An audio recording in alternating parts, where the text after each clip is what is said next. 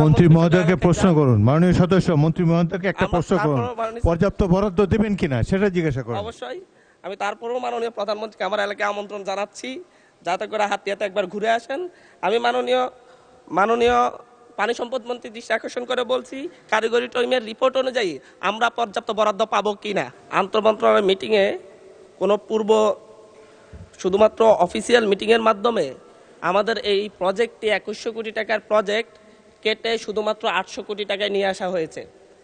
এই প্রজেক্টটা যদি ডিপিপি আকারে দেওয়া হয়, ডিপিপি আকারে পরিকল্পনা মন্ত্রণালয়ে দেওয়া হয়, এখানে যত পরিমাণ কাজ হবে এটা দীর্ঘমেয়াদে সরকারেরই যে বাজেট সেই বাজেট ক্ষতিগ্রস্ত হবে।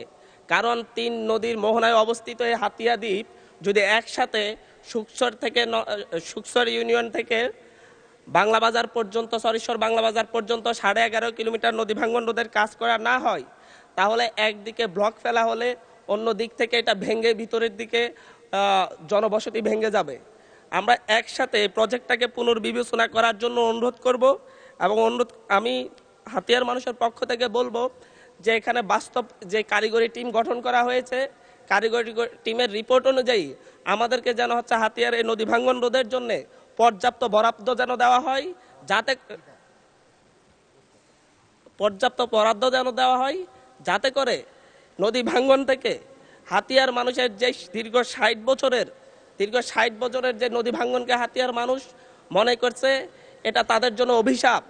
আসলে স্রষ্টার পক্ষ থেকে কোনো অভিশাপ হয় না, এটা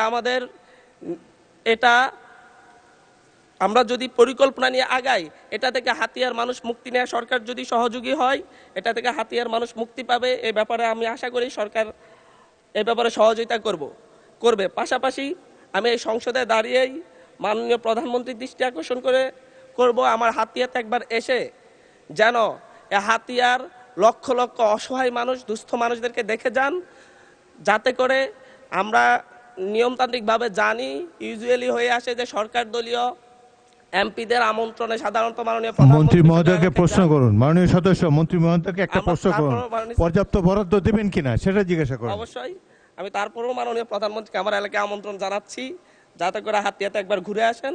আমি মাননীয় পানি সম্পদ মন্ত্রী দৃষ্টি আকর্ষণ করে বলছি, কারিগরি টিমের রিপোর্ট অনুযায়ী আমরা পর্যাপ্ত বরাদ্দ পাবো কিনা। মাননীয় মন্ত্রী। ধন্যবাদ মাননীয় স্পিকার। হাতিয়া একটা দ্বীপাঞ্চল এবং প্রতি বছরেই এখানে প্রকৃতির সঙ্গে যুদ্ধ করে সেই নদী ভাঙা নদীর আশেপাশে এলাকার মানুষ সেখানে বসবাস করছে। খুব স্বাভাবিক কারণেই প্রতি বছরে ইমার্জেন্সি ওয়ার্ক বলেন আর পার্মানেন্ট ওয়ার্ক বলেন, সেখানে পানি সম্পদ মন্ত্রণালয় সবসময় সজাগ রয়েছে এবং বড় ধরনের প্রজেক্ট নিয়েই ইতিমধ্যে 800 কোটি টাকার একটা প্রজেক্ট সেখানে বাস্তবায়ন করার উদ্যোগ গ্রহণ করেছে। ওনার যে প্রশ্ন সেটি হলো সুকচর থেকে বাংলা বাজার পর্যন্ত। আমরা আশা করছি যাচাই বাছাই এবং সমীক্ষা শেষে এই ব্যাপারে প্রয়োজনীয় উদ্যোগ গ্রহণ করব এবং ধারাবাহিকভাবে সেটি সম্পূর্ণভাবে বিদায় আমি ওনার দৃষ্টি আকর্ষণ করছি এবং আমরা আশা করছি যে খুব শীঘ্রই আমরা সমীক্ষা কাজে হাত দিব।